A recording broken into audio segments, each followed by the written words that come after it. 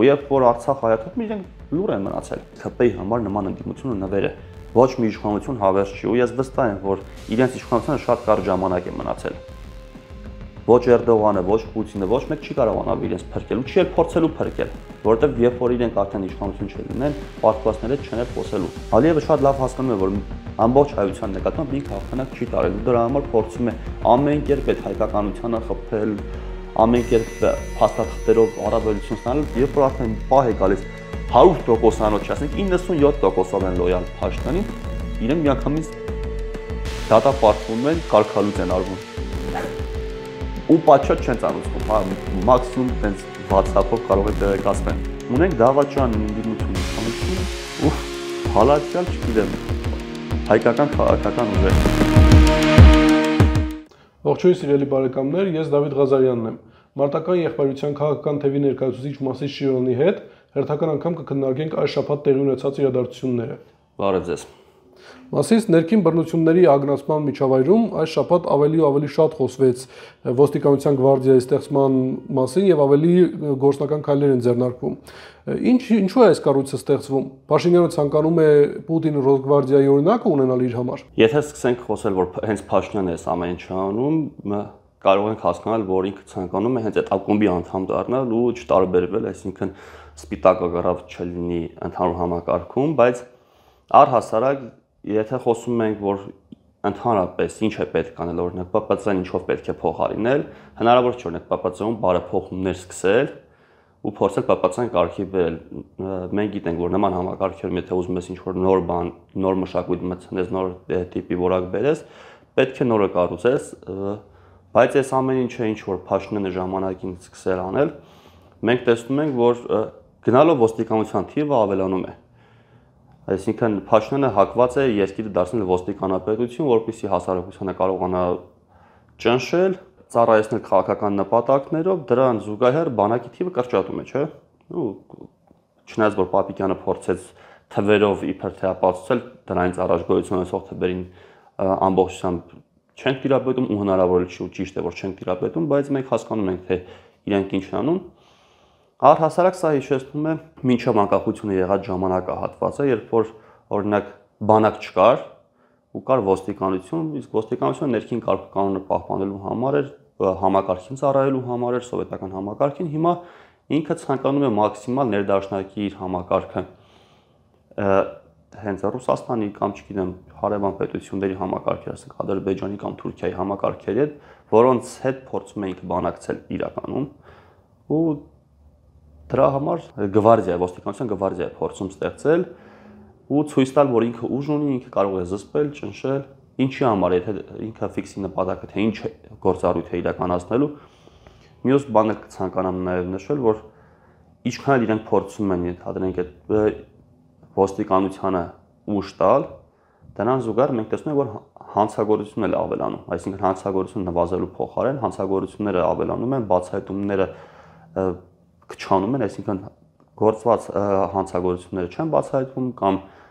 գործեր են կարվում անմեղ մարդկանց վրա, այդ հիմնականում ու ակնհայտ երևում է, որ շատ դեպքերում իրականությանը չի համապատասխանում, ակնհայտ կեղծիքներ են տարածում ու հիմնականում իրենք դա օգտագործում են քաղաքական նպատակներով, քաղաքական օպոնենտներին ճնշելու համար են այս ամեն ինչը անում։ Ռասիզմի եւ անհանդուրժողականության դեմ պայքարի Եվրոպական հանձնաժողովը գտնում է, որ Հայաստանի Հանրապետությունը թերացել է արցախցիների ինտեգրման եւ նրանց դեմ ուղղված ատելության խոսքի ճնշման հարցում։ Համաձայն եք այս բնորոշման հետ եւ ինչ եք կարծում, իշխանություններին միևնույնը չէ, կա ատելության խոսք արցախցիների նկատմամբ, թե ոչ։ Իշխանություններին առհասարակ միևնույնն է, հակառակը իրենք դրա վրա ձեռքերը տաքացնում են, ամեն ինչ անում են, որ դա չնվազի, որովհետեւ իրեն ձեռք է տալիս, որ արցախցիները թողնեն հեռանան Հայաստանի Հանրապետությունից ու իրենց համար քիչ խնդիր կստեղծեն, պահանջներ չեն ներկայացնի, սկսած սոցիալականից վերջացրած հետ վերադարձի պահանջով կամ Արցախի հարցի բարձրացումով, բայց այս հարցը առհասարակ հայաստանցի արցախցի ինքը բավականին խոր արմատներ ունի ու դա նոր չի սկսվել։ Մենք ապրում ենք այս հասարակությունում, մենք տեսել ենք տարիներ շարունակ, թե ինչպես է այս հարցը խորացել։ Դրա համար օրինակ ժամանակին, երբ որ Հայաստանը գնում էր անկախացման ճանապարհով ու գոյություններ այն ժամանակ նոր ստեղծված Ղարաբաղ կոմիտեն, հայոց համազգային շարժումը, այդ շարժման ներսում բազմաթիվ խոսակցություններ են եղել, որքանով որ օրինակ ինձ է հասել այդ տեղեկությունները, որ ներսում մարդիկ են եղել, որոնք որ առաջարկել են, որ նորանկախ Հայաստանը պետք է կառավարվի բացառապես Հայաստանում բնակվող մարդկանց կողմից։ Այսինքն դրսից Սփյուռքից, Արցախից, չգիտեմ, Ջավախից մարդիկ պետք է չկառավարեն։ Գոնե առաջի փուլում, որովհետև անկախացումից հետո հարկավոր է սկզբից մարդկանց ինտեգրումը մեկը մյուսի հետ։ Նոր դրա հաջորդ փուլում ենթադրենք կառավարիչներ ունենան։ Իսկ այդ ամեն ինչը խախտել է հենց Լևոն Տեր-Պետրոսյանը արցախցի պաշտոններին բերելով Հայաստանի Հանրապետությունը բարձր պաշտոնների նշանակելով Սերժ Սարգսյանին, Ռոբերտ Քոչարյանին, բազմաթիվ գեներալների, որոնք որ բարձր պաշտոններ են զբաղեցրել Հայաստանի Հանրապետությունում, ու դրա հետևանքները շատ վատն են եղել, որովհետև դրա արդյունքում է, որ մի ամբողջ տեղի ժողովրդի, օրինակ արցախցիներին վերագրվել է այն ամեն այլանդակությունները, որոնք որ կատարվել են տվյալ տեղից դուրս եկած կառավարչի կառավարման օրոք, օրինակ Քոչարյանի օրոք, Սերժ Սարգսյանի օրոք, ու հակառակն էլ է տեղի ունեցել, երբ որ այստեղ Երևանում ենթադրենք վերագրվում է Ռոբերտ Քոչարյանի օրոք տեղի ունեցած այլանդակությունները մի ամբողջ ժողովրդի, պայմանական օրինակ դա կլիներ օրինակ Ջավախից կվերագրեին ջավախցիներին։ Հիմա Արցախից են եղել իրենք ու ամբողջ արցախցիներն է վերագրվել։ Մտածել են, որ արցախցիները բոլորը նույնն են, բոլորը Ռոբերտ Քոչարյանն են, բայց այդպես չէ։ Այսինքն իրենք էլ են մեր նման մարդ։ Դրա համար ինչ էր պետք անել։ Պետք էր սկզբից օրինակ ուսանողությանը փորձել մեկը մյուսի հետ ինտեգրել, այսինքն Երևանից ուսանողներ գնային Արցախում սովորեին, Արցախից ուսանողները գային մարդկային շփում 1-2 սերունդ հետո նման հարց չէր առաջանա ու տարանջատում էլ չէր լինի։ Մենք այսօր օրինակ Ջավախքը Հայաստանի Հանրապետության կազմում չէ, բայց ջավախցիների հետ նման խնդիր չունենք, չէ։ Այսինքն չենք տարանջատում ջավախցիներին։ Մենք շատ դեպքերում չենք էլ ընկալում, որ օրինակ Ջավախքը Հայաստանի Հանրապետության մաս չէ։ Որտեղ մենք ջավախցիներին ընկալում ենք մեզնից մեկը, ասենք ինչպես օրինակ Սյունեցուն, ինչպես Տավուշցուն, Լոռեցուն, չգիտեմ։ Նման կերպ ենք ընկալում, որովհետև Ջավախից բազմաթիվ ուսանողներ են եկել, սովորել են, շփվել են, ընկերություն են արել ու հետագայում աշխատանքի են տեղավորվել, նաև պաշտոններ են սկսել զբաղեցնել, բայց դա փուլային է եղել։ Արցախի պարագայում մենք միանգամից կտրուկ սկզբից կառավարիչներ ենք նշանակել Լևոն Տեր-Պետրոսյանի թեթև ձեռքով։ Ու իրենք լավ են իմացել այդ ամեն ինչը։ Նաև այդ ժամանակ իրենք օրինակ արտաքին գործերի նախարար, չգիտեմ, հանձնակատար նման պաշտոնների են զբաղեցրել Սփյուռքից հայրենակիցներ, որտեղ որ նաև Հայաստան-Սփյուռք կապն են փորձել խզել, այսինքն նույն կերպ ինչպես արցախցիների նկատմամբ որոշակի խտրականություն կա, նույն ձև Սփյուռքի մեր հայրենակիցների նկատմամբ հանրության ընդհանուրի մոտ կա որոշակի խտրականություն, այսինքն ուրիշ կերպ ենք մենք վերաբերվում մեր հայրենակիցներին, հենց իրենց կողմից եկած կառավարիչների արած գործողությունների արդյունքում։ Դու չմոռանանք, որ Լևոն Պետրոսյանը ինքն էլ կուլտիվացրել է այդ ատելության խոսքը իր նախընտրական արշավների ժամանակ։ Հա, բազմաթիվ անգամներ, չնայած ինքը Մարտի 1-ին նախորդող ողջ արշավի ընթացքում այդ խոսքը կուլտիվացվում է։ Ինքը հասկանում էր, թե ինչպես պետք է տաքացնել, որովհետև Լևոն Տեր-Պետրոսյանը որքան էլ որ մեր հասարակության կողմից ընկալվում է որպես մտքի տիտան ու բացարձակ ճշմարտություններ ասող մարդ, դա այդպես չէ։ Մենք օրինակ տեսել ենք, երբ որ 90-ականների նախագահական կարծրատիպների ժամանակ Սյունիքում ինքը նժդե էր ցիտում, նժդեին էր մեծարում, հետո մեկ այլ տեղ, չգիտեմ, դրա հակառակ բաներն էր ասում։ Այսինքն որ բայ ոնց պետք է, ուղղակի դա ավելի լուրջ դեմքով է արել, ավելի լուրջ խոսք է փորձել կառուցել, իմաստ դնել ու խելացի մարդ է կարողանում է ցանկացած իրավիճակում իբր թե ճշմարտություն ներկայացնել իր տեսակետները։ Ծխամորճը օգնում է մարդուն։ Լրջություն է տալիս։ Ընդդիմությունը ժամանակ առ ժամանակ բարձրացնում է արցախցիների իրենց հայրենիք վերադառնալու իրենց տները վերադառնալու հարցը եւ Ալեն Սիմոնյանը հետաքրքրվում է այս հարցով, ասում է ընդդիմությունը կարող է ապահովել արցախցիների վերադարձը։ Հիմա ըստ ձեզ ինչպիսին պիտի լինի այդ process-ը։ Ինչպես պատասխանենք Ալեն Սիմոնյանին։ Նախ ընդդիմությունը ուղակի այդ հարցը բարձրացնում է, տակը ոչինչ դնելով, այսինքն իրենք մեխանիզմներ չեն առաջարկում, իրենք ուղղակի ցանկանում են արցախցիների քվեն ստանալ, սա նախընտրական պոպուլիստական հայտարարություններ են ընդդիմության կողմից, որովհետև իրենք չեն ասում առհասարակ ինչպես են այդ ամեն ինչը պատկերացնում ու մենք տեսել ենք ընդդիմության վարքը թե 20 թվականին, թե մինչև 23 թվականը ընկած ժամանակահատվածը, երբ որ երկրորդ նախագահան օրինակ շատ լուրջ դեմքով իր մամուլի ասուլիսի ժամանակ հայտարարում ասում է, թե ես 23 թվականի այդ սեպտեմբերի 19-ի դեպքերի ժամանակ շատ լուրջ զբաղված էի զանգերով։ Հեռախոսի գլխին նստած սպասում էի, ինձ կզանգեն, ես կզանգեմ, հասկանում եք, Արցախի առաջին նախագահ, Հայաստանի երկրորդ նախագահ ու այդ ընդդիմության այս պահին ամենամեծ ուժը ներկայացնող մարդը նման կերպ է վարվել այն ժամանակ, երբ որ պետք էր ինքը գործել, այսինքն միգուցե եթե ինքը ցանկանար նորմալ գործեր, Արցախը չհայաթափվեր։ Այդ process-ների ժամանակ, երբ որ պետք էր օրինակ Նիկոլ Փաշինյանի ու Ալիևի ընդհանուր այդ մեկ էլ Էրդողանի պայմանավորվածությունները խախտել, ինքը այդ ժամանակ լուր համաձայնությամբ հետևել է, դիտորդի դերում է եղել։ Այնպես ինչպես օրինակ եվրոպացի կամ, չգիտեմ, ռուս դիվանագետները կարող էին նայել, կողքից նայել ու փորձել որոշակի զանգերով հարց կարգավորել, բայց նա չկար ժողովրդի կողքը, չէր։ Միջոցից 9 ամիս Արցախը շրջափակման մեջ էր, ինքը այդ ժամանակ էլ էր լուր։ Ու այդ ընդդիմությունն է, որ իրենք լուր են մնացել, բայց ունեցել են բազմաթիվ, չգիտեմ, թե օրենսդրական այդ ազդեցություն ունենալու, իրավական, չգիտեմ, քաղաքական ազդեցություն ունենալու, որպեսզի այդ հարցը բարձրացվեր, չգիտեմ, Արցախը շրջափակումից հանեին, որովհետև այդ ամեն ինչը հիմա իրենց որ լսեն, կասեն, թե 90-ականներին Արցախը շրջափակված էր ու մենք կառավարեցինք այնպես, որ Լաչինի միջանցքը բացվեց ու սկսեց Արցախը շնչել։ Բայ 2023 թվականին ինչի չարեցին։ Բայց արդյոք սա ընդդիմության հոգացության հարցն է։ Ալեն Սիմոնյանը այս հարցը տալով, այս հարցը միգուցե հենց իրենց այն ժամանակ էլ այդ մարդիկ իշխանություն չեն եղել, ես հիմա դրա համար եմ ասում, այն ժամանակ էլ խորհրդային կարգեր էր ու խորհրդային միության ժամանակ այդ process-ները ու այնպես չէր որ իրենք խորհրդային իշխանության մաս են, հակառակը այդ բանը ուղղակի այսօրվա ընդդիմության կարգավիճակով, բայց բազմաթիվ անգամներ թույլ գործիչներ էին։ Հիմա ինչպես է ստացվում, որ այն ժամանակ իրենք որոշակի գործողություն կատարել են, դրա համար դուրս է գալիս, որ դա իրենք չեն արել։ Ասածս այն է, որ երբ որ իրենք դա ներկայացնում են, որ դա իրենց ձեռքբերումն է, չէ, դա բազմաթիվ այլ մարդկանց ձեռքբերումներն է եղել, որոնց պատերազմի ընթացքում, առաջի Արցախյան պատերազմի ընթացքում ուղղակի շարքից անել են կամ Լուսանսկից դուրս են թողացել կամ ուղղակի, չգիտեմ, անհայտ հանգամանքներում այդ մարդիկ զոհվել են։ Ես հենց սրա մասն եմ փորձում ասել, որ կամ Լուսանսկից դուրս կամ փորձել են ճնշել, համակարգը իրենց ճնշել է ու իրենք չեն կարողացել ոչինչ անել։ Իսկ հիմա սրանք երբ որ անդադ ելույթներ են ունենում, ասում են ցանկանում ենք հետ վերադարձի հարցը բարձրացնել, իրենք այդ մարդիկ չեն։ Իրենք կարող են կանխել Արցախի հայաթափումը, չեն կանխել։ Հիմա ավելի վատ կետից են ցանկանում սկսել, ավելի լավ պայմաններում, երբ որ իրենք չեն գործել։ Ինչպես իրենք կարող են ավելի վատ պայմաններում ինչ որ մի բան առաջարկել։ Ու հա, հենց այդ ժամանակ հնարավոր է օրինակ Նիկոլ Փաշինյանի իշխանությունը տապալել, երբ որ օրինակ Նիկոլ Փաշինյանը քաղաքական որոշում ուներ, հեռախոսազանգեր է ունեցել մինչև այդ Արցախի հայաթափումը,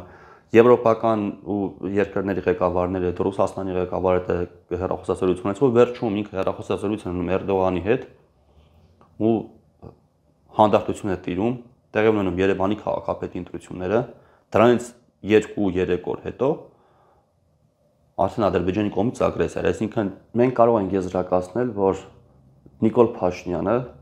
բոլորի հետ փորձել է խոսել ու վերջում երաշխիքներ է ստացել Էրդողանի կողմից, որ մինչև Երևանի ընտրությունները իրենք Ադրբեջանը ոչ մի կտրուկ քայլ չի անի։ Հանդարտություն տեղի ունեցավ ու սեպտեմբերի 17-ին, երբ որ արդեն կարծում 17-ին էր, երբ որ Աբինյանը ընդունեց, որ ինքը հաղթել է, արդեն բոլորը ճանաչեցին Աբինյանի հաղթանակը, դրանից 2 օր անց սեպտեմբերի 19-ին տեղի ունեցավ Ադրբեջանի կողմից ագրեսիա ու Արցախը հայաթափվեց։ Հիմա այդ ժամանակ մեր այդ ընդդիմություն ասվածը, այդ պարլամենտում նստած ընդդիմությունը ոչինչ չի արել։ Իրենք չեն կարող, օրինակ, բարոյական իրավունք չունեն դուրս գան ասեն, մենք ինչ-որ բան փորձեցինք։ Մեր նման ուժերը կարող են, որովհետև մեր ձեռքում լծակներ չկա, մենք ոչ պարլամենտում ենք, ոչ նախկինում իշխանություն ենք եղել։ Ու մենք մեր կարեցածի չափով փորձել ենք ամեն ինչ անել, որպեսզի այդ թեման կանխվի, Արցախի հայաթափումը կանխվի, բայց իրենց նման մտքի տիտանները, կապիտալի տերերը, չգիտեմ, քաղաքական կապիտալ ունեցողները, ազդեցություն ունեցողները, Ռուսաստանի նախագահի հետ ընկերական հարաբերություն ունեցողները, չէ՞, ինչպես իրենք են իրենց ներկայացնում։ Եվրոպական, չգիտեմ, կուսակցությունների ընտանիքի մաս կազմող կուսակցության ղեկավարը, իրենք բոլորով միասին ոչինչ չեն արել։ Նույնիսկ եթե ասեն մենք ինչ-որ մի բան արել ենք, դա ուղղակի իմիտացիա է։ Մենք տեսել ենք, թե իրենք երբ որ ինչ-որ մի բան ուզում են անել, ինչպես են դա անում։ Ու երբ որ Արցախ հայաթափում, իրենք լուր են մնացել։ Հիմա ինչ են խոսում։ Իսկ Ալեն Սիմոնյանը առհասարակ մեկ-մեկ երբ որ ինքը հայտարարում է, որ այս ընդդիմությունը իրենց համար նվեր, հենց սրա մասին է հայտարարում, որ այո, իսկապես ԿՊ-ի համար նման ընդդիմությունը նվեր է։ Ու Ալեն Սիմոնյանը այսպես ծաղրանքով, թեգնանքով անընդհատ կարող է սրանց պատասխանել։ Չնայած Ալեն Սիմոնյանին այլ կերպ է պետք պատասխանել։ Հասկանալ այդ Արցախը ինչի հայաթափվեց։ Հետո ոչինչ չարեց, հետո ձեռքերը լվաց, չմասնակցեց Արցախի պաշտպանությանը, Արցախ հայերի պաշտպանությանը չմասնակցեց։ Մենք հիշում ենք, երբ օրինակ Քեսաբում հայկական օջախը վտանգված էր, այստեղից կամավորներ գնացին, ամբողջ աշխարհին փորձում ենք այդ ժամանակ ներկայացնել, որ այնտեղ հայեր կան, որոնք որ իսլամական պետության ահաբեկիչների կողմից իրենց կյանքին վտանգ է սպառնում։ Հիմա մեր հայրենակիցներն Արցախում մեզ կպած նամանաման, որ մեր սահմանադրությունով ֆիքսված է, որ Արցախն ու Հայաստանը մեկ են։ Հենց այդ ընթացքում էր, որ վարչապետ Փաշինյանը ճանաչեց Ադրբեջանի տարածքային ամբողջականությունը եւ Ղարաբաղը դրա հետ ներառված։ Գլուխը պատին տվեց, ինքը հակասահմանադրական քայլ է արել։ Ու մենք մերոնց լքեցինք Հայաստանի այդ կառավարությունը, մենք չէ, Հայաստանի կառավարությունը լքեց արցախցիներին։ Ալեն Սիմոնյանը այդ կառավարության մաս էր, այդ իշխանության մաս էր։ Ինքը խոսելու առհասարակ բարոյական իրավունք չունի, կարող է ծաղրել երկրորդ ու երրորդ նախագահներին ու նրանց քաղաքական ուժերին։ Նրանք էլ կարող են, չգիտեմ, հայհոյել Ալեն Սիմոնյանին, բայց ընդհանուրով մի համակարգ են ու դա իրենք են արել։ Ալենը կարող է պատասխանել ընդդիմությանը, բայց մեզ չի կարող պատասխանել։ Ինչի Արցախը հայաթափվեց։ Ինչի անօգնական թողեցիք Արցախ հայությանը ու Արցախին առհասարակ։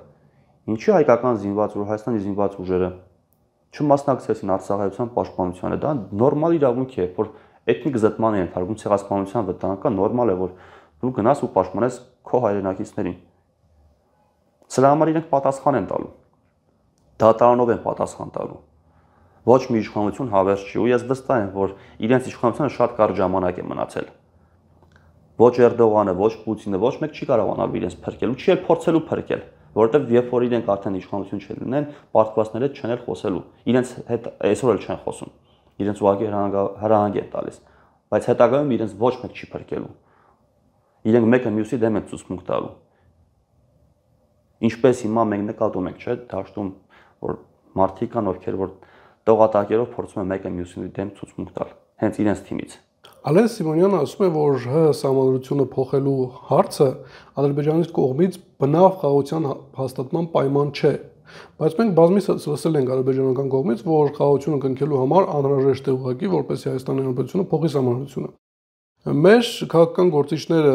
ինչու են մեզ այսպես ուղղակիորեն խափում եւ միջավայր են նրանք ցանկանում ձգել այս գործողությունը։ Արդյոք նրանք ցանկանում են միջև ընտրությունները ձգել, թե ավելի երկար նպատակ ունեն։ Այս առումով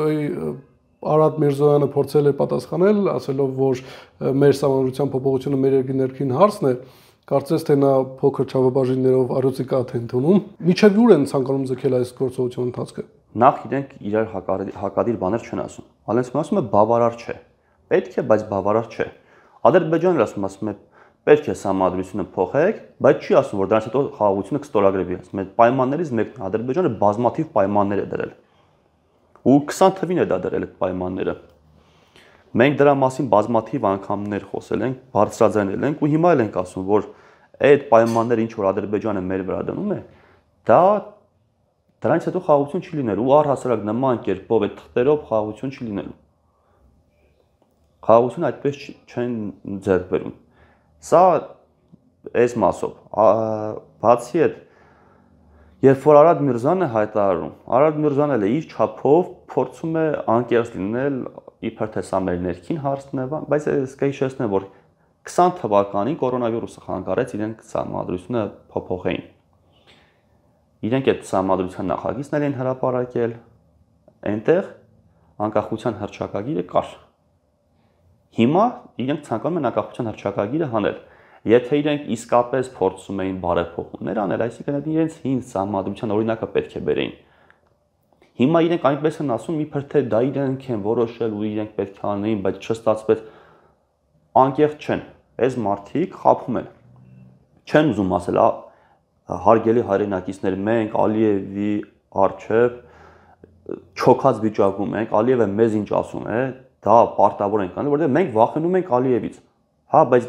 երբ որ այդպես ասեն, այդ ժամանակ մենք էլ կասենք, մենք չենք վախենում Ալիևից, այդ դուք եք վախենում։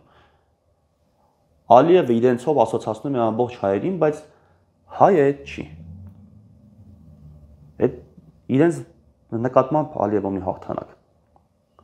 Ալիևը շատ լավ հասկանում է, որ ամբողջ հայության նկատմամբ ինքը հաղթանակ չի տարել, ու դրա համար փորձում է ամեն կերպ այդ հայկականությունը խփել, ամեն կերպ փաստաթղթերով առավելություն ստանալ, ու դրանով հանդերձ ինքը հասկանում է, որ սա միգուցե վերջնական չի, որովհետև ինքն էլ գիտի Հայաստանի ներուժը, հայերի ներուժը ու հնարավորությունները, ու առհասարակ հիմա շատ են խոսում, օրինակ ասում են, Ադրբեջանը երկարաժամկետ պլաններ է կազմում, խորիմաստ պետությունն է, նավթի միայն նավթը չի, որ այդպես է, չէ, միայն նավթն է։ Նավթային պետությունն է, նավթի արժեքի վրա ստեղծված, ու ինքը հասկանում է ինչ ունի իր բալանսում, ու մենք հասկանում ենք, թե մենք ինչ ունենք, մենք, ոչ թե Նիկոլ Փաշինյան, Վալենտ Սիմոնյան, այլ մենք, Ալիևն էլ է հասկանում, թե մենք ինչ ունենք, ու դրա համար իր վախերը փարատելու համար փորձում է մաքսիմալ պարտադրանք կիրառել հենց Փաշինյանի, Սիմոնյանի ու այս ընդհանուր ԿՊ թիմի նկատմամբ։ Ադրբեջանի նախագահ Ալիևը օրերս հայտարարել էր, որ ադրբեջանցիները իրավունք ունեն վերադառնալու իրենց հայրենի հողեր, նկատի ունենալով ներկայիս Հայաստանի Հանրապետությունը, Սևանալիչը անվանել էր Գյոկչա, ասելով, որ 100 տարի առաջվա քարտեզներում, ռուսական քարտեզներում չկա Սևանալիչ, կա Գյոկչալիչ, եւ նաեւ շեշտել էր, որ այդ նույն քարտեզներում ադրբեջանական տեղանուններ են։ Փաշինյանը եւ Ռուբեն Ռուբինյանը անուղղակիորեն փորձել էին սրան պատասխանել, ասելով, որ ավելի հին քարտեզներում միգուցե Ադրբեջան չլինի, Հայաստան լինի, Ադրբեջան չլինի եւ այլն, եւ շեշտել էին, որ հիմա առաջ շարժվելու ժամանակն է, պատմությունից խոսելու ժամանակը չէ։ Ադրբեջանցի քաղաքական գործիչները նրանց հետ համամիտ են, թե ամեն դեպքում կարևոր է պատմությունից խոսելը։ Առհասարակ հիմա բոլոր պետությունները պատմությունից խոսում են։ Նույնիսկ այն պետությունները, ովքեր որ պատմություն չունեն, իրենց համար պատմություններ են հորինում։ Իրենց իրավունքները փորձում են պատմությամբ հիմնավորել, ու պատմությունից խոսելը շատ կարևոր է, բայց Ռուբեն Ռուբինյանը իմիջիայլոց փորձում է հակադրվել Ալիևին, ինչը զարմանալի է։ Մենք գիտենք, որ Ռուբեն Ռուբինյանը Հայաստանի կողմից հանձնակատար է, հա, այդ ինչ որ խմբի ղեկավար է, որը որ հայ-թուրքական հարաբերություններով է զբաղվում, ու ինձ համար օրինակ զարմանալի է, թե Ռուբեն Ռուբինյանին ովքեր են հուշում, որ Ալիևին պատասխանի։ Այսինքն կասկածի տակ դնի Ադրբեջանի գոյությունը առհասարակ, դա ինչը որ անում է։ Ես հիմա կարող եմ ենթադրել, որ Թուրքիան օրինակ որոշակի, չգիտեմ, լծակները փորձում կիրառել Ադրբեջանի վրա Ռուբինյանի ձեռքով։ Փաշինյանին էլ է փորձում ինքը որոշակի կերպով հակադրվել Փաշինյանին, Սիմոնյանին։ Սա մենք հետագայում կտեսնենք, թե ինչ է կատարվում, ով համար է խաղում, այսինքն Թուրքիայից կարող են տարբեր մարդիկ իրենց հուշել, ինչպես եւ Ռուսաստանից են մեր տարբեր քաղաքական ուժերին տարբեր մարդիկ հուշում, թե ով ինչ պետք է անի։ Դա երևում է, այսինքն բոլորի կողմից խաղացողներ կան, դրա համար մենք ասում ենք հայկական կողմից խաղացող չկա։ Հայկական կողմից մենք ենք առաջարկում, որ մենք պետք է լինենք հայկական առաջին քաղաքական ուժը, մարտական եղբայրություն միաբանությունը եւ նրա կողմից ստեղծվելիք ազգային հեղափոխություն կուսակցությունը։ Ու դրա համար իմիջիայլոց բոլորի առաջարկում եմ, կոչ եմ անում, եկեք միացեք, միասին այդ գործը կատարենք, որովհետեւ շատ դեպքերում վերջերս երբ որ մեր մոտ մարդիկ են գալիս, հանդիպում ենք, խոսում ենք, շատերի մոտ տպավորությունն է, որ մենք բավականաչափ ուժեղ ենք ու ոչ մեկի կարիքը չունենք, ասեն, որ դա էլ է սխալ կարծիք է ձևավորել մեր մասին, մենք բոլորի կարիքը ունենք, այսինքն մենք ունենք թե մասնագետների կարիք, չգիտեմ, թե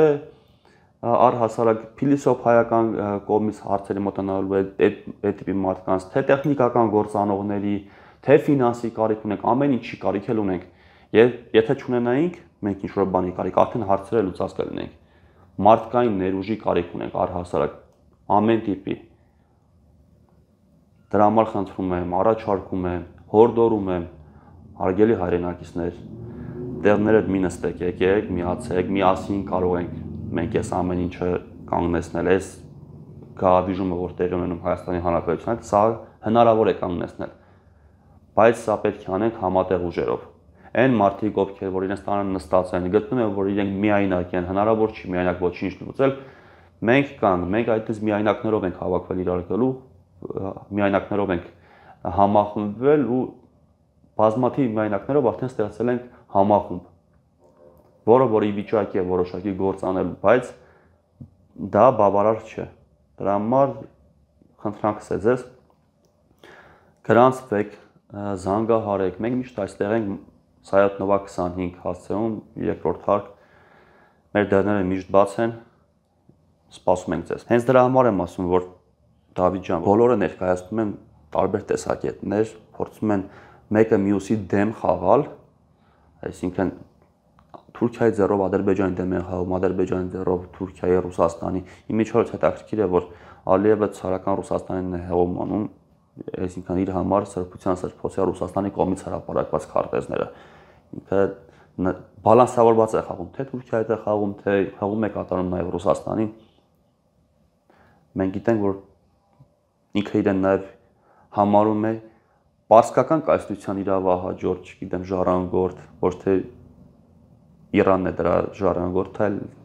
Ալիևն է ինքն իրենից հորինել է, հավատացել է, չգիտեմ, Ստալինի կողմից ձևակերպումներին, հա, որ իրենք հենց դրա ժառանգորդն են, ու իրենք հենց հին ժողովուրդ են, հին իրավունքներ ունեն, բայց մենք էլ գիտենք, որ դա կեղծ է ու սուտ է։ Իրենք էլ գիտեն դրա մասին։ Ուղղակի Ալիևը փորձում է հող նախապատրաստել իր ներքին լսարանի համար, որ օրինակ վաղը մյուս օր եթե կփորձի հարձակվել օրինակ Հայաստանի վրա, նույնիսկ նման համակարգում իրենք հաշվի են նստում ժողովրդի հետ, ժողովրդի նախապես տեղյակ են պահում, որ այ այսպես հարցեր կա, կարող է մեքենայով գնանք, կարող է եւ տանկերով գնանք։ Որպեսզի ժողովուրդը անակնկալ չկա, ինքը նախապես է հող պատրաստում։ Ու իր ժողովրդին տեղյակ է պահում, որովհետեւ նման համակարգերում հա նաեւ հարկավոր է, որ անընդհատ թշնամի ունենաս, որովհետեւ Արցախը վերցրել են, իրենց կյանքը չի փոխվել ու ժողովուրդը վաղ թե ուշ ցույց է բողոքել, ինքը նախապատրաստում է, որ այլ մարտահրավերներ կան, այլ արտաքին թշնամիներ, նույն թշնամին է, բայց այլ խնդիրներ կան, այլ պատերազմներ միգուցե լինեն, պահանջներ կան ու անընդհատ process է, որ պետք է այս հարցի շուրջ մտածել, գործել, աշխատանք կատարել, ինքը շատ լուրջ ձևով զբաղված է այդ հարցերով, դրա համար ժողովուրդը իրեն պետք է աջակից լինի։ Իբր հայ, բայց իրականում Էրդողանի բանագնաց Կարո Փայլյանը հայտնել է, որ կարծիք հայտնել, որ 2026 թվականին հայ-թուրքական սահմանը կարող է բացվել։ Նա նաև ասել է, որ Ադրբեջանը կարող է խնդիրներ ստեղծել այդ սահմանի բացման process-ի ընթացքում։ Կարծես թե մեզ հետ բարի ոստիկան, չար ոստիկան է խաղում։ Մենք սրա մասին ենք բազմաթիվ անգամներ խոսել, որ առհասարակ հայ-ադրբեջանական սահմանը ու հայ-թուրքական սահմանը նույնացնելը դա ուղղակի մոլորություն է։ Ինքը կարծիք է հայտնել, որ կարող է բացվել, կարող է եւ չբացվի։ Ու ամենայն հավանականությամբ չի բացվելու։ Թուրքիան այլ պատճառներով է սահմանը փակել, չնայած որ հայտարարություններում այլ հայտարարություններ, այլ քարավաճառներ մեջ բերում, ժամանակին երբ որ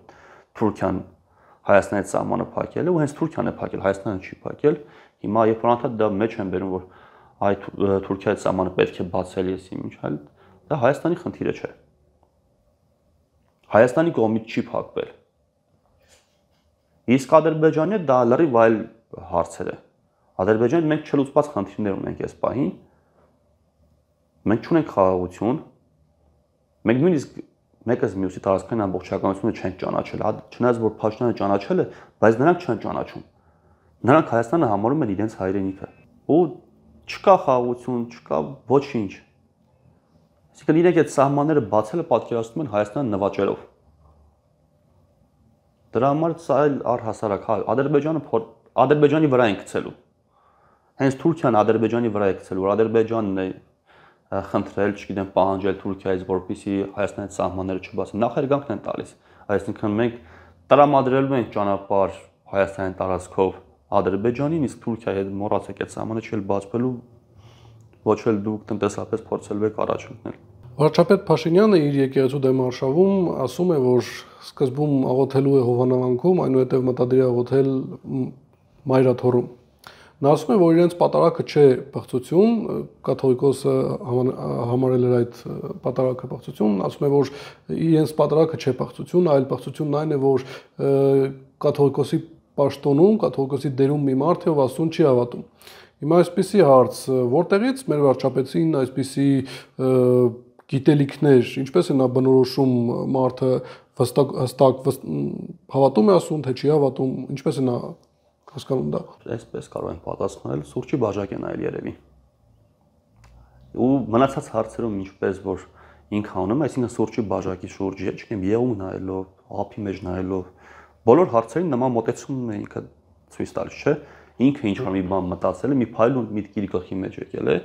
կանգնում է որպես բացարձակ ճշմարտություններ սկսում հայտարարել։ Լայվի ժամանակ է ասեն, հիմա բացարձակ ճշմարտություններ, այսինքն այդ մարդը ինչ մտածում է, իր գլխի մեջ ինչ ապուժ միտք ծագում է, ինքը կարող է դա ուղղակի բացարձակ ճշմարտություն հայտարարել, նույնիսկ ցուցմունքներ տալ դրանով, ինքն իր մեջ մտածել, երազ է տեսել։ Սա հերթականն է, այսինքն ինքը ինչ-որ բան է պնդում, չի եղել, չէ՞, օրինակ Գարեգին բեի գլխի մեջ։ Ինչպես կարող են դու, չգիտեմ, ստի դետեկտորի վրա չի նստացրել հարց ու փորձ արել, ասենք խեղճատակություն է։ Սա շարունակությունն է Ադրբեջանի կողմից եկած պահանջի, որ եկեղեցուն պետք է մաքսիմալ հեղինակազրկել։ Ոչ թե պետք է ասենք հեռացնել Գարեգին բեին այս պահին, ոչ թե պետք է, չգիտեմ, ուղղակի կալանավորել սրբազաններին։ Այլ նաև պետք է պախարակել, պետք է ամեն կերպ վատ վերաբերվել, որպեսզի հանրության մոտ զզվանք առաջանա եկեղեցի ասելուց։ Դա կլինի ծաղրի տեսքով, հումորի տեսքով, չգիտեմ, հայոյանքի տեսքով, բոլոր ֆրոնտներում իրենք աշխատում են։ Չգիտեմ, հրապարակումների տեսքով, գաղտնալսումների տեսքով ամեն ինչ անելու են։ Ու հասարակությանն էլ ասեն, որ հասարակությունը երբ որ լուրջ չի վերաբերում, բայց մի զանգված կա, որ փորձում է դրան լուրջ ձևի արձագանք տալ, ասել, ես, չգիտեմ, հոգևորականը, սենց են հոգևորականից, հարգելի ընկերներ, հոգևորականներ Հիսուս Քրիստոսը չեն, չգիտեմ, սրբերը չեն, դրանք մարդիկ են, մեր նման, մեզնից դուրս եկած, մեր միջավայրից են, իրենք էլ են, չգիտեմ, մեղավոր, ոնց որ բոլորս, մեզանից յուրաքանչյուր, իրենք էլ կարող են սխալներ թույլ տալ, իրենք ուղղակի դա իրենց ծառայությունը շարունակել են, իրենց կյանքը շարունակել են եկեղեցուն նվիրելով, բայց դա չի նշանակում, որ նրանք պետք է լինեն սրբեր։ Այդ հայտնի հոլովակը, չէ, որ հարսանիքի ժամանակ մեկը հոգևորական ասում է Տեր եմ Հիսուս։ Ասենք, այս կարգավիճակում Փաշինյանը փորձում է համոզել, որ հոգևորականները դրանք պետք է Հիսուսը լինեն, բայց Հիսուսը չեն, խաբել են մեզ, չէ։ Այդ մարդիկ ծառայողներ են։ Փաշինյանը փորձում է համոզել հասարակությանը, որ պետք է նրանք այդպեսին լինեն, բայց այդպեսին չեն։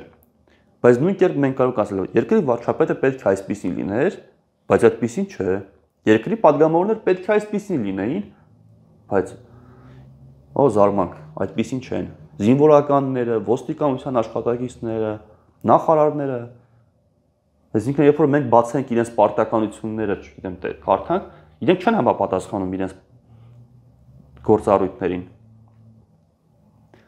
Բացենք իրենց քաղաքական հայտարարությունները, ծրագրերը, կարդում ենք 21 թվականին ԿՊ-ն գալիս է ընտրության ժողովրդից ԿՎ մուրում։ Ինչ էր առաջարկում։ Հիմա իրենք չեն կանգնել իրենց ասացին։ Նույն կերպ ու իրենք ավելի շատ տեղ չեն կանգնել, քան այն բազմաթիվ հոգևորականներ, որոնք որ հոգևոր ծառայության անցնելով մարդ են։ Մեղավոր մարդ,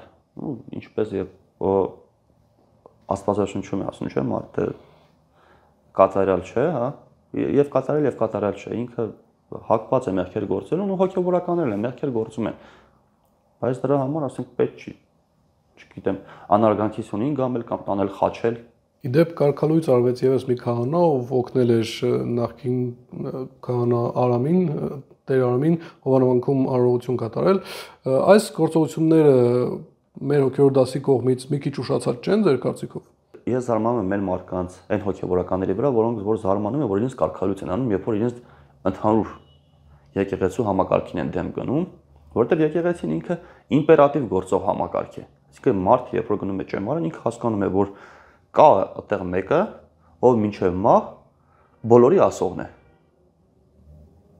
Այնպես չի, որ որոշակի տարիներ հետո նոր սկսում են հասկանալ։ Իրենք հասկանում են, որ կա վեհափառը, կա եկեղեցական խորհուրդը սրբազանների, եկեղեցին վերևից ներքև գործող համակարգ է, իմպերատիվ համակարգ է, ու այն մարդիկ, ովքեր որ դեմ են գնում այդ համակարգին, թեկուզ համակարգին վերցում, նորմալ է, որ դրանց հեռացնում են, ասենք, բանակը նույն կերպ իմպերատիվ համակարգ է, այսինքն բանակում կա նախարարը, չգիտեմ, պատերազմի ժամանակ գերագույն հրամանատար չէ, շտաբի պետ ու տենց իջնում է։ Փող նախարարներ օղակում հանգարց մի զինվոր որոշի բանակին դեմ գնա։ Ինչ պետք է անեն։ Անմիջապես ռազմական ոստիկանությունը իր հետևից կգա, կկալանավորեն, չեն ասի երկրորդ բանակ ենք սարքում, մեզ զինվորի շուրջ ենք հավաքվում, չգիտեմ, հավաքվում ենք այսինչ զորամասում, գնում ենք նոր զորամաս, նոր բանակ ստեղծելու չեն անի, չէ։ Եկեղեցին նույն կերպ իմպերատիվ համակարգ է։ ԿՊ պատգամավորներից մեկն ասում էր, որ նախկին քահանատեր Արամին պատշաճ ձևով չեն տեղեկացրել իրեն աշխատանքից ազատելու մասին, սրա մասին ինչ կասեք։ Բայց դա աշխատանք չէ։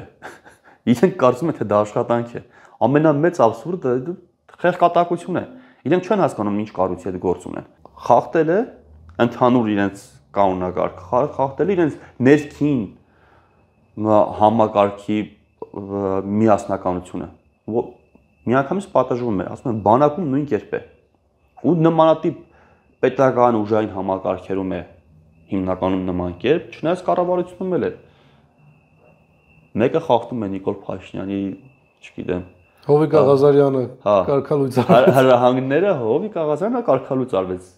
Հակոբ Ասլանյանը կարգալույց արվեց։ Այսօր իմացանք, որ հաղորդում նկարելու պահին իմացանք, որ օրինակ իրենց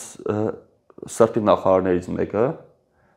Մենյուեմի հիմնադիր Վահան Քերոբյանը կալանավորվել է։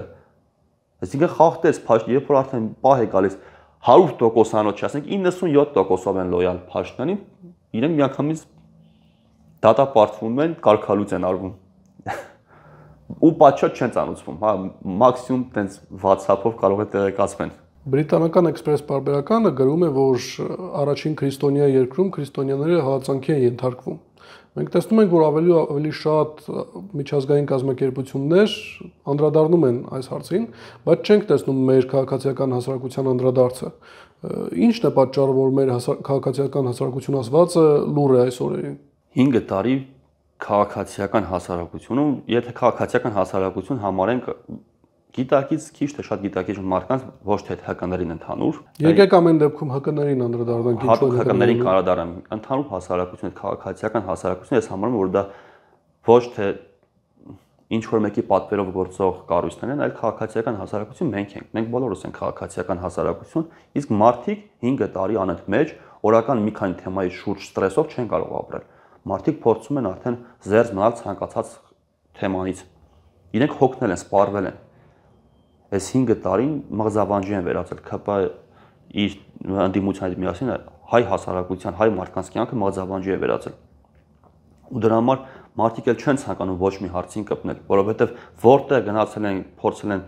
սատար լինել, վերջում հիասթափվել են։ Վերջում այդ մարդկանց տներով են ուղարկել։ Փոփոխության համար դուրս են եկել փողոց, վերջում տներով են ուղարկել։ Իսկ այն կառույցները, ովքեր որ հրահանգով են աշխատում, այսինքն մեկ կնոպկայով, հա, մի կլիկով որ սկսում են գործի դնել իրենց ամբողջ այդ ներուժը, այդ կառույցներն էլ մենք հասկանում ենք, թե ինչ շահ են սպասարկում։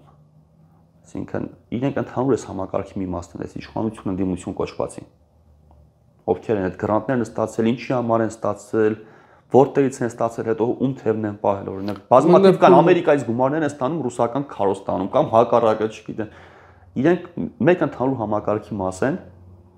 որոնք որ աշխատում են այսօրվա իշխանության համար մեկ հրահանգով։ Ցավալին այն է, որ մենք անգամ չենք տեսնում ամբողջական պատկերը նրանց ստացած գումարների, թե ումից են ստանում եւ ում համար են աշխատում։ Մենք նկատում ենք դա, բայց թղթի վրա մենք չենք տեսնում դա։ Վերջերս 3 էր առաջ երբ որ մենք խոսում էինք այդ հարցի շուրջ, օրինակ լրատվականների մասով էինք ասում, որ լրատվականները պետք է իրենց, չգիտեմ, առաջի տողը երբ որ բացում ես իրենց մասին ինֆորմացիա ստանալու, դա հստակ երևա որ քաղաքական ուժն է նրանք սատարում։ որպեսզի այս հանրությունը հասկանա, թե առհասարակ այդ լրատվականներն ու այդ քարոզը իշահում է արված ու որ ուղղությանն է սպասարկում։ Հենց այդ նույն առաջերտն այդ լրատվականները մենք շատ քիչ ունենք անկախ մամուլ։ Հիմնականում որոշակի ուղղությունների են սպասարկում այդ քաղաքական ուժերի, որոնք որ իրենց հերթին սպասարկում են արտաքին ուժերին, ոչ թե Հայաստանի Հանրապետությանն ու հայ մարդուն։ Ու շատ լավ կլներ, որ իրենք դա գրեին իրենց էջերում, որպեսզի ունկը դրողը հասկանա թե ում է լսում ու սա ինչ նպատակ է հետապնդում։ Պաշտպանության նախկին փոխնախարար Արտակ Զաքարյանն ասում է, որ կոնֆլիկտը կլուծվեր, եթե մենք չմերժեինք, մեջբերում են պետականաստեղծ վարչապետ Սերժ Սարգսյանին։ Հանրապետության կուսակցության անդամը ևս մեկ անգամ իդեպ Փաշինյանի Հայաստանի Հանրապետությանը մեղադրում է պատերազմը վերսկսելու մեջ։ Հիշեցնեմ, որ այս մարդը, սա նույն մարդն է, ով Ղրիմի կամրջի պայթեցման ժամանակ Հայաստանի Հանրապետությանը մեղադրում էր այդ տերորիստական կազմակերպության մեջ մաս ունենալու եւ մասնակցելու այդ գործողությանը։ Ինչու են մեր քաղաքական գործիչները այսպես հանգիստ կերպով Հայաստանի Հանրապետությանը մեղադրում եւ ինչու են նրանք կարողանում մեղադրել, ինչու այս մարդիկ չեն պատժվում։ Ամեն դեպքում մենք Փաշինյանին կարող ենք մեղադրել վատ կառավարման մեջ, բայց մենք գիտենք, որ պատերազմը սկսողը նա չէր եւ Հայաստանի Հանրապետությունը չէ։ Նա այդքան չկար որ պատերազմ սկսել ու պատճառ էլ չկար պատերազմ սկսելու, բայց Փաշինյանը ինքն է վերցրել այդ պատասխանատվությունը իր վրա։ Մեր ընդդիմությունը ես ինչի եմ ասում, սրանք մեկ համակարգն է։ Ընդդիմությունն ասում է Փաշինյանը պատերազմը սկսել։ Փաշինյանը ասում է, հա ես եմ սկսել, որովհետեւ բավականաչափ հայրենասեր էի, սխալ հայրենասեր էի, չգիտեմ, դաշնակցական հայրենասեր էի, իրենք համատեղ պասերով խաղալով մեղքը բարդում են Հայաստանի վրա։ Ադրբեջանի ձեռքերը լվանալով, Ալիևի ձեռքերը լվանալով, ամեն ինչում մեղադրում են Հայաստանին։ Փաշինյանը դրան չի խորշում, որ ինքն է պատերազմը սկսել։ Չնայած որ ինքը չի սկսել, բայց ինքը այդ պատասխանատվությունը վերցնում, ու երբ որ ինքն է վերցնում, դա չի նշանակում, որ հենց ինքն է։ Աշխարհը դա տեսնում է, որ դա Հայաստանի Հանրապետությունն է սադրել։ Աշխարհն ասում է, դե որ Հայաստանի Հանրապետությունը սադրել է այդ պատերազմը, ուրեմն հասնում է Հայաստանի հայ ժողովրդի, որպեսզի Արցախը հայաթափվի։ Իրենք փորձում են Ալիևի համար ալիբի հավաքեն։ Այս մարդիկ հենց մենք տեսնում ենք, մենք նախկինում էլ այս մարդիկ նույն բանն արել, հիմա էլ են շարունակում նույն բանն անել։ Սրանք իրավունք չունեն գոյություն ունենալ հայկական քաղաքական դաշտում։ Մենք հասել ենք մի բանի, երբ որ քաղաքական պայքարը դավաճանների ու ոչ դավաճանների միջև է։ Ու ժողովրդի մոլորեցնում է, որ ժողովրդի մի մասն է գնում է ձենը տալի դավաճաններին։ Նորմալ իրականության մեջ մենք պետք է օրինակ հակադրվենք հայկական քաղաքական ուժը այսպեսին պետք է լինի, թե այնպեսին պետք է լինի, ոչ թե գնայինք բանավիճենք կամ փորձենք հակառակ բաներ խոսել դավաճանների հետ։ Հասել ենք մի կետ, որտեղ որ ազատ տեղաշարժվում են Հայաստանի Հանրապետությունում քաղաքական ուժեր են, չգիտեմ, գործիչներ են, դրանք դավաճաններն են։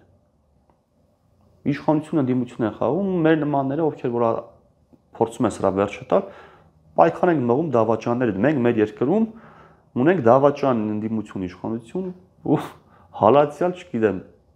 հայկական քաղաքական ուժեր, մերժված, բլոկված։ Իսկ պետականաստեղծ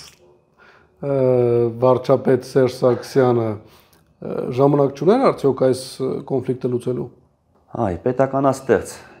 այն պետությունն է ստեղծել, որի արդյունքում ծնվել է, ենթադրենք, քաղաքացիական պայմանագիր կուսակցությունը, որի արդյունքում ծնվել են այս քաղաքական գործիչները։ Քաղաքացիական պայմանագիր կուսակցության մեջ ներգրավված են հանրապետականի շարքից բազմաթիվ քաղաքական գործիչներ, հա, ինքը դա ստեղծել է, ու դա կոչվում է պետություն,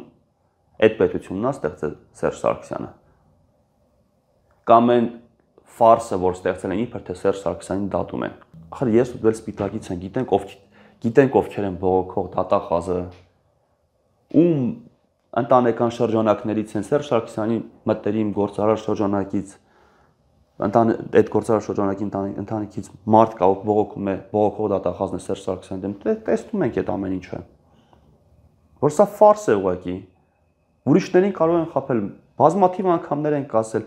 թե երկրորդ, թե երրորդ նախագահ շրջանակները, օրինակ մեր քաղաքից են սպիտակից բազմաթիվ մարդիկ կան, որոնք որ շարունակում են բարագավաճել հենց այս իշխանության օրոք։ Էս է իրան ստեղծածը։ Ու երբ որ Սերժ Սարգսյանը բազմաթիվ անգամներ խոստումներ էր տալիս, Արցախը չի լինելու երբեք Ադրբեջանի կազմում, թող դուրս գա պատասխան տա։ Այսօր էլ հարցազրույց է տալու։ այն երկուսի մոտ գնալ բեր հարցազրույցի, թող դուրս գա ասի, բայց ո՞նց եղավ որ Արցախը դարավ Ադրբեջանի մաս։ Ինքը դրանի պատասխան ինչ արեց։ Երբ որ Արցախը հայաթողներ ինչ արեց, այդ ձևի պետություն էինք ստեղծել, դա պետություն ստեղծել չէ, դա պետությունը ստեղծված օրվանից նպատակաուղղված քանդել էր։ Այսինքն երբ որ հայ ժողովուրդը համազգային շարժում է ձևավորել, դուրս է եկել պահանջով, իր պահանջին տեր է կանգնել, գնացել իր զավակներին տվել է, որպեսզի գնան կռիվ։ Այն ժամանակ երբ որ օրինակ ամբողջ Հայաստանի հյուսիսը ավերված էր, մութ ու ցուրտ էր, ամբողջ հյուսիսանատված երկրաշարժի արդյունքում ավերված էր, ինքը իր լավագույն զավակներին տվել է հայ ժողովուրդը, գնացել են Արցախը ազատագրել են, անվտանգ տվել են այդ կառավարիչները, այդ պետություն ստեղծողները ինչ են արել։ Ստեղծման օրվանից սկսել են խոսել պատերազմ խաղաղությունից, հա իրականում պարտություն եւ հաղթանակից, ու իրենք բռնել են պարտության կողմը, ամեն կերպ փորձում են հաղթած ժամանակ փորձում են ապացուցել, որ մենք չենք կարող հաղթել։ Այդ պետությունն իրենք ստեղծել։ Դրա համար այս գաղափարական առումով պետք է վերջ տրվի։ Ինչու եմ ասում, որ պետք է կարողանանք հստակ քայլերով շարժվել առաջ ու գաղափարական առումով վերջ տանք այս պարտության կուսակցությանը։ Ոչ թե խաղաղության կուսակցությունը կոչվում, այլ պարտության կուսակցությունը պետք է կարողանանք վերջ տալ ու հիմք դնենք հաղթանակի կուսակցությանը։ Այսինքն հաղթանակ ոչ միայն մարտական գործողություններում, հաղթանակ ցանկացած ոլորտում, գիտության, կրթության, չգիտեմ, արվեստի, սպորտի, բոլոր ոլորտներում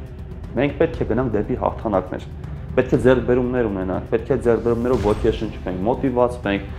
նոր եկող սերունդը մոտիվացվի, փորձի ավելի լավը լինել։